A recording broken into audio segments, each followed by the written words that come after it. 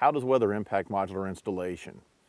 So typically when we're scheduling a set, we will schedule it sometimes weeks or months in advance.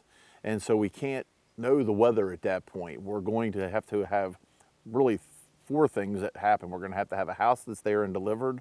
We're going to have a crane that's there. We're going to have a set crew that's there. And sometimes there's additional equipment that we have to deliver to the site, and it all has to show up on the same day. Now, if we miss that day because of weather, now we're basically tossing a deck of cards in the air, and you have to reschedule all of that.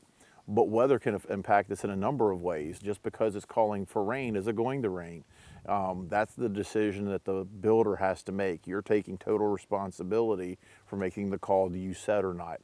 One thing you have to always keep in mind is that the modules themselves are fully completed. The drywall is complete, the kitchen's done, the flooring's in, the drywall's done.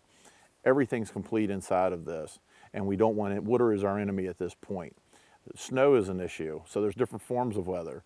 So sometimes if it's going to snow, snow isn't as bad as rain. We will actually set homes when it's a light snow because we don't have the same issues. But rain typically is going to be something that we don't set in. Even overnight, you might have rain hit between installations. So if it's a 2-day set or a 3-day set, you always have to weather your home in at whatever stage they're in, so that if a surprise storm appears, that you've protected your house. Don't take the chance and let it get wet at all.